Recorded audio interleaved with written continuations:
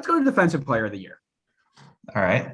Give me actually, did you I gotta go first, right? Yeah, you go for it. Okay. So the three that I'm gonna have in my like what do you call Yeah, in your short list. short list. Thank you. That's what I'm looking for. Or nominee. I think that works too. Nominee, short list, whatever, right? Yamar, Zimmerman, because I'm back in Nashville, right? And Carlos Salcedo. Ooh. I'm super high on Carlos Salcedo. The issue is who's around him, right? Yeah. But outside picks for me, also Nathan from San Jose, who I know is in your short list. He's not, but I hear you. Jack Elliott from Philly. If he finds somebody to play next to him, because right now it's somebody I've never heard of and will never ever acknowledge ever again. Gleesneys. Gleesneys. And Miles Robinson. I think Miles Robinson with this Atlanta team is going to be able to look really good because he'll just be doing a lot of 1v1 defending, which is something he's really good at. That's like my 6 nominees, in 2 different tiers.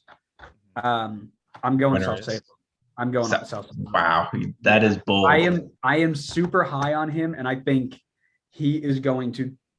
Well, I made this comment in our not so deep dive. Salcedo is going to be a top 5 center back in this league the second he starts the season. Like, he is just absolutely class and really, really solid in the way that he plays. And I think you are going to struggle to find somebody technically better than him. Now, will they give it to him? No. Zimmerman will probably get it 3 years in a row because he made 1 appearance for the men's national team in the World Cup, or World Cup qualifiers. But 1 appearance. He starts like almost every week in the World Cup, or not every week, but he starts every period. Anyway. I think Bob Bradley gets the most out of Salcedo. You could put Mavinga next to him. You could put Michael Bradley next to him. I don't care. I think Salcedo is going to be a top 5 center back in the league. And I think if TFC have the year that they might have, I'm not going to say that they're in for it, but I would say he will take this over Yamar and Zimmerman. That is very bold, my friend. I like it. I like the boldness of it. It'll make for good clips and everything. But I just think I completely agree with you. If you stuck him on any playoff team, I think he absolutely is a finalist for this award. But I just think he will have a terrible backline around him unless they make some more signings. And I think that'll just hurt his chances because it'll just look worse. Like if Toronto's shipping a bunch of goals, then obviously I imagine most won't be his fault, but there's only so much that he could do in a back line by himself. So my finalists, you mentioned 2 of the 3. A little bit surprised you didn't mention the third one, but I know for a fact you won't be against it. So my 3 finalists here are Jack Elliott, Alexander Cayens, and Yamar. So Jack Elliott, I think you'll pick up on the trend here that I got pretty high expectations for Philly going into this year. So Jack Elliott was, I think, pretty underratedly strong last year for Philly in the back line. He was definitely one of the top center backs in the league. And with how consistent that back line is, I think he'll be right up there again. And I think for sure he'd be in the conversation.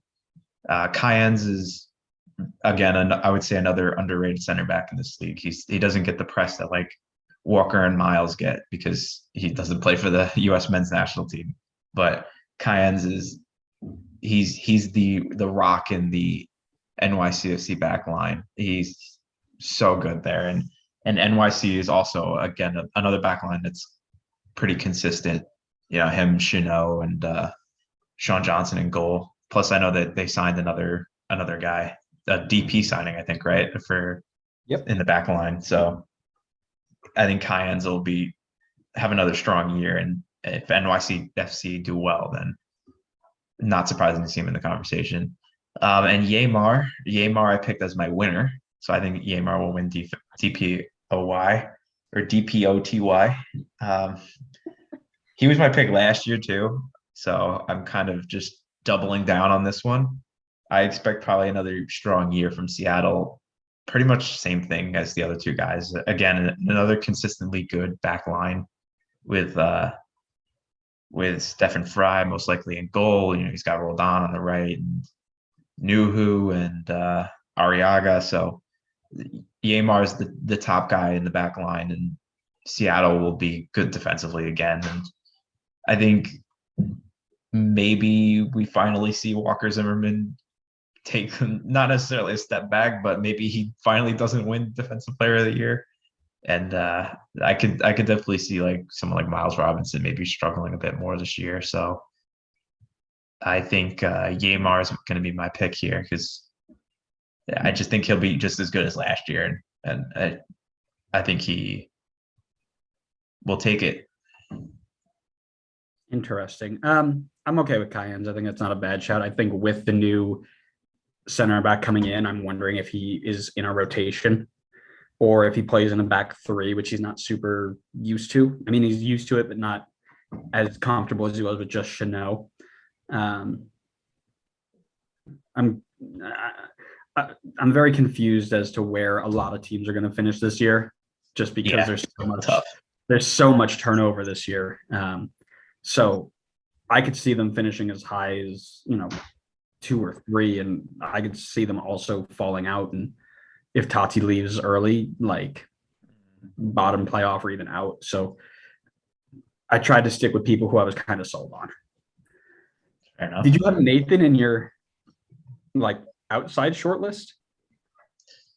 It's hard to put him in here. I know he's super talented, but I have pretty low expectations for San Jose this year. Not to give away next episode, but Me too.